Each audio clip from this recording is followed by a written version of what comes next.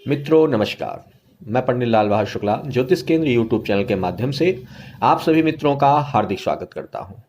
मित्रों, आज की हमारे शुक्ला ज्योतिष केंद्र यूट्यूब चैनल के ज्योतिष का विषय है जन्म कुंडली में सूर्य चंद्रमा की युक्ति मानसिक परेशानियों के साथ साथ देती है जीवन में धन संपत्ति और सुख समृद्धि।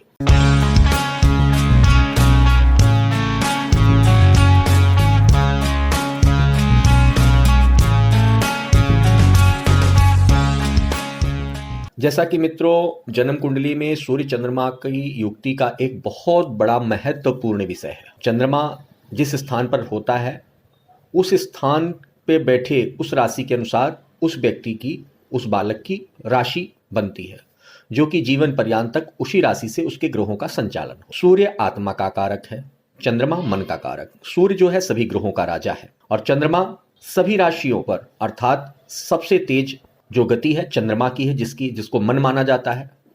और सूर्य की एक नियंत्रित गति होती है, अर्थात हमेशा एक माह एक राशि में रहता है और एक माह के बाद दूसरी राशि में परिवर्तन करते हैं।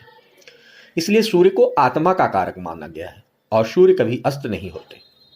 इसी चीज को ध्यान रखते हुए जन्म कुंडली के इन दो विश्लेषण को कि सूर्य चंद्रमा इकट्ठे बैठे हों तो जीवन पर क्या प्रभाव पड़ता है, क्योंकि कहा गया है कि सूर्य के साथ जो भी ग्रह होता है अस्त हो जाता है, लेकिन सूर्य चंद्रमा की युक्ति इससे हटकर है। इसीलिए हम कभी कभी जन्म कुंडली का विश्लेषण कर लेते हैं। जीवन में धन संपत्ति भी होती है, पैसा भी होता है, लेकिन मानसिक परेशानी क्यों होती है? इसकी वजह कहीं ये सूर्य चंद्रमा की युक्ति तो नहीं है। मन में निराशा क्यों होती है? इसकी वजह कहीं सूर्य चंद्रमा की युक्ति तो नहीं है। इसी विषय को ध्यान रखते हुए आज सूर्य चंद्रमा की युक्ति के प्रभाव के बारे में और उसके होने वाले अशुभ और शुभ योग के द्वारा अशुभ योग का उपाय क्या है, उसके बारे में आपको शुक्ला ज्योतिष केंद्र यूट्यूब चैनल के माध्यम से बताने जा रहे हैं। अगर मित्रों आपने हमारे चैनल को सब्सक्राइब नहीं किया है तो पहले सब्सक्राइब कर दें, बिल व घंटी बटन को दबा दें, जिससे आने वाली नई नई वीडियोस अपलोड होने पर आपको स्वतः प्राप्त हो जाए। ज्योतिष के अनुसार जन्म कुंडली में कुल 9 ग्रह होते हैं जिनका हमारे जीवन पर काफी गहरा असर पड़ता है।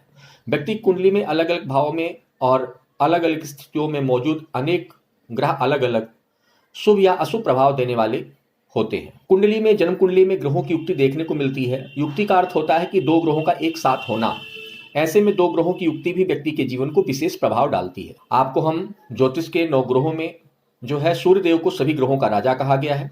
राजा का प्रभुत्व अपने क्षेत्र में अत्यधिक महत्वपूर्ण भूमिका में होता है। यह व्यक्ति के पिता, अधिकार, आक्रामकता, साहस, निर्वाहन का कार्य करता है। सूर्य जातक पर आत्मा का प्रतिनिधित्व करता है, आत्मा का। और चंद्रदेव की बात करें तो उन्हें रानी का स्थान प्राप्त है। वह माता के ऊपर, भावनाओं पर, मनोदशाओं पर, मन, रचात्मक और जातक पर भागों की प्रतिनिधित्व करता है। भावुकता पर, इन सब पर प्रतिनिधित्व का असर होता है। जहां सूर्य अग्नि का है तो वहीं चंद्रमा पानी का प्रतिनिधित्व करता है। जब आग और पानी को एक साथ संपर्क में रखा जाता है तो वे भाप बन जाते हैं, अर्थात मन की कल्पना का हाश होने लगता है, अर्थात उसमें मन की परेशानियां उत्पन्न होती हैं। इसके कई बार देखा गया है कि जब सूर्य और चंद्रमा का संयोग बनता है तो वह व्यक्ति कई बार मजबूत और दृढ़ भी बनता है और कई बार नहीं भी बनता।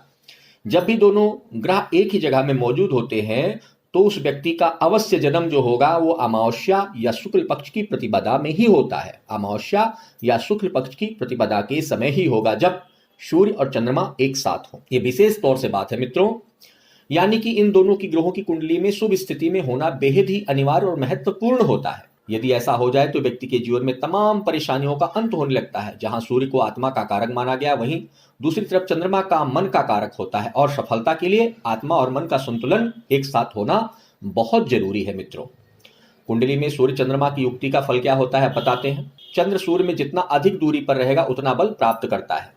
ज्योतिष में कहा गया है कि, और देखा भी गया है कि काल पुरुष की कुंडली में, अर्थात जन्म कुंडली के काल पुरुष की कुंडली में चतुर्थ भाव में, चौथे भाव में स्वामी चंद्रमा एवं पंचम भाव में स्वामी सूर्य की युक्ति एवं केंद्र एवं त्रिकोण में युक्ति होती है तो राजयोग का निर्माण करती है। युक्ति का सूक्ष्म विचार बहुत आवश्यक होता है। सूर्य चंद्रमा के प्रभाव में आकर अस्त हो जाता है, किंतु कई विद्वानों का यह भी कहा गया है कि चंद्र सूर्य से प्रकाश ऊर्जा लेकर मन को उज्ज्वलता देता है, अर्थात उज्जवल करता है भविष्य। इसलिए उसे अस्त की संज्ञा नहीं दी जाती। जैसा कि मैंने बताया कि सूर्य चंद्रमा को देख करके अस्त नहीं माना जा सकता।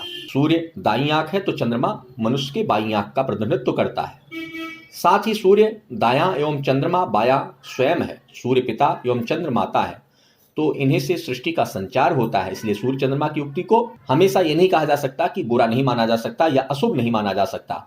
ये जन्म कुंडली के ग्रहों के अनुसार और उसके भाव के अनुसार होता है। मित्रों, दीपावली पर जन्मी संतान अधिकतर भाग्यशाली रही है। अमावस्या पर जन्म पर उसे दोष युक्त कर दिया जाता है, अर्थात दीपावली पर बच्चे का जन्म हो तो उसे शुभ माना जाता है और किसी अमावस्या पर अलग हो तो उस बच्चे को दोष युक्त कर दिया जाता है। अमावस्या के जन्म के समय नक्षत्र का आंकलन करने से जातक के भाग के बारे में बहुत कुछ जाना जा सकता है। मित्रों, चंद्र सूर्य की युक्ति एक साथ बैठने में शनि मंगल राहु केतु एवं चतुर्थ भाव का विचार किया जाना भी बहुत आवश्यक है।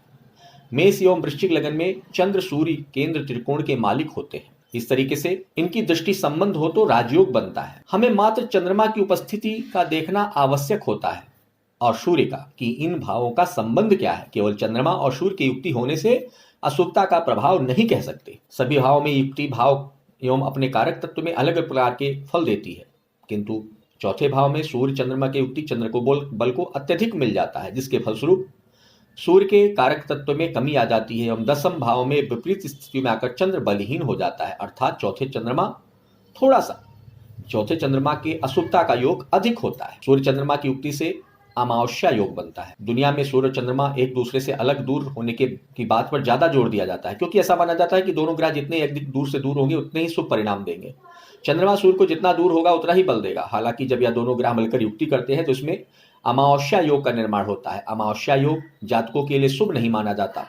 अगर किसी व्यक्ति कुंडली में अमावस्या योग बनता है तो उसे चंद्रमा के शुभ फल प्राप्त नहीं होते, अर्थात अमावस्या का सूर्य चंद्रमा की युक्ति से। इसलिए केवल मन के ऊपर प्रभाव डालता है कि अगर आपके पास सब कुछ भी होगा तो मन को संतोष नहीं होगा, मन का हाश होगा, मानसिक परेशानियों से ग्रसित होगा, कई प्रकार के सुखों से वंचित करेगा। लेकिन ये नहीं कहा जा सकता कि सूर्य चंद्रमा की युक्ति हमेशा अशुभ फल देती। अब हम बात करते हैं सूर्य चंद्रमा की युक्ति से बुरे प्रभाव से बचने का उपाय।